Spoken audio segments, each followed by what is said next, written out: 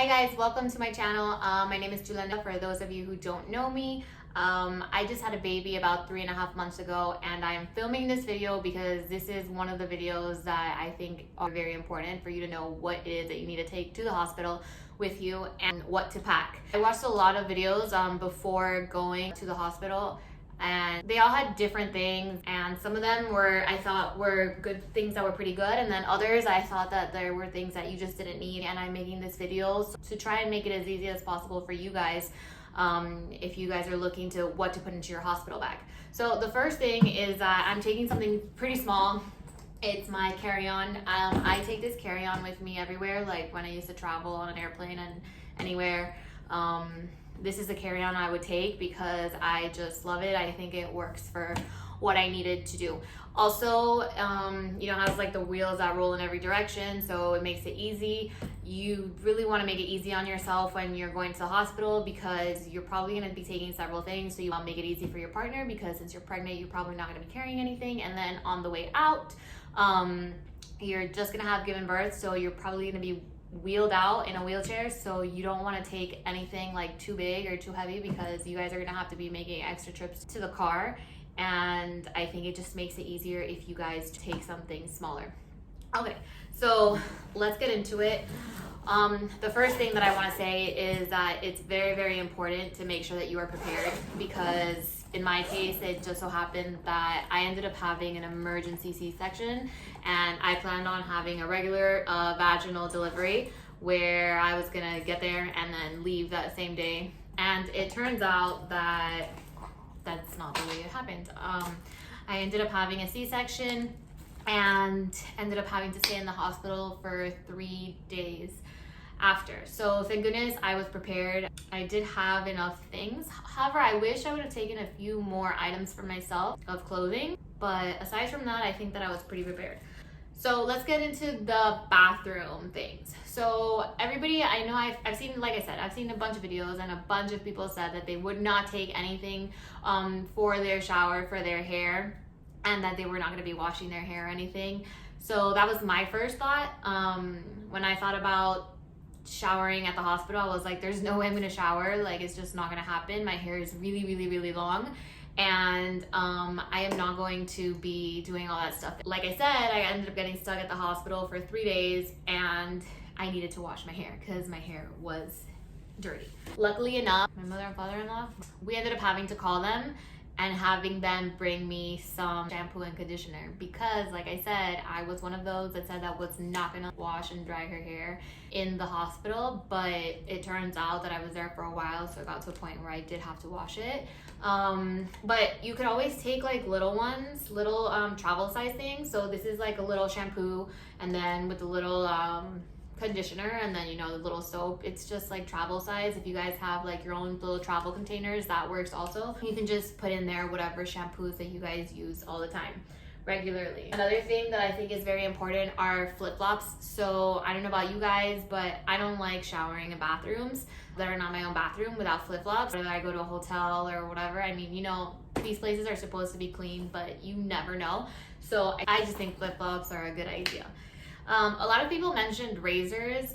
I don't know how much of a good idea that is, just because you're giving birth. So whether you're having a vaginal delivery or a C-section, with my C-section, I could not bend down. It was sore there, it hurt, and I was not gonna be bending down to shave my legs, or sit on the floor for that matter. So if you guys want to do that, I mean, by all means. But like I said, you just had a vaginal delivery, you guys are probably going to be in a little bit of pain, and they're not going to be wanting to sit on the floor or get up from the floor or even bending down. So I took my makeup bag because I wanted to take a bunch of pictures, because obviously this is like a once in a lifetime thing, and I wanted to document everything. And in my makeup bag, I have like my regular little things, like my mascara, my lip pencil, and like my basic things.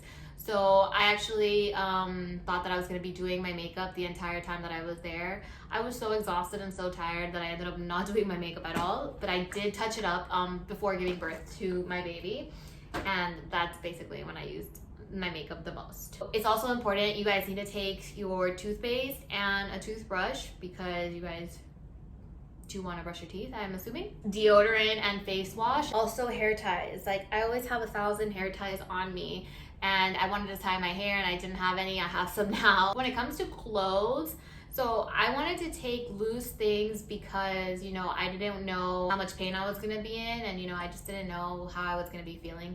So for me, it was very important to have loose clothes. I ended up buying some robes. It's all wrinkled because it's been in my bag since I basically left the hospital. But I bought a robe, and this I lived in. So they have the hospital robes at the hospital, obviously, that they give you, but I just like rather be in mine. This is super soft. I got it from Motherhood, and I just love the color. So I was able to be in this. A bunch of people tell you to take nursing bras. So you can take nursing bras. I took this nursing bra that I found on Amazon. I mean, it's pretty cool because, you know, like it just clips on and clips off, which is, you know, what the point of a nursing bra is. And they come in several different colors, and I really like it. But to tell you the truth, I didn't even end up using it at all because I was just in my robe all the time. The doctor and the nurses were constantly coming in to check my incision and check the wound and just make sure that it was okay. And so I was constantly having to basically like open up my robe. I also bought little dresses to walk around in the hospital, and like as you can see, like this still has this tag. Like I never even ended up using it. This is a little nursing dress that I also got from Motherhood, but like I said, I ended up not using it because yeah, the robe was a lot more comfortable. Another thing that I think is pretty important are socks. I did take regular socks. Like I always take like little mismatching socks, but yeah, the hospital does give you socks that have like the non-grips, the non-slip grip on the bottom, and those are the best because, you know, you can walk around the entire hospital. I asked for more and they did give me more, so you could just walk around in those and be comfortable because you're just going to be laying in bed all day long. However, you can take an extra pair of slippers or flip-flops, and those are super comfortable. Now when it comes to the stuff for down there, so a bunch of people just said that the hospital gives you everything, and the hospital does give you everything, but I took like the adult diaper, it depends. I thought those were great. I will show you guys what the hospital gave me, but even though the hospital did give me like their stuff, I was much more comfortable in the underwear. So what the hospital gives you is they give you like these mesh panties that are basically like this. So they're just basically these mesh panties. They put this on you, and then they put this blue thing and they attach pads to it. So what they basically do is, this is all from the hospital. They get 4 of these pads, they open them up, attach them to this, and it just creates like one big pad, and then you just put it inside of this. You guys can do that, that's no problem, but that's what I did the first time because I thought I was gonna be bleeding like crazy, and I was bleeding a lot.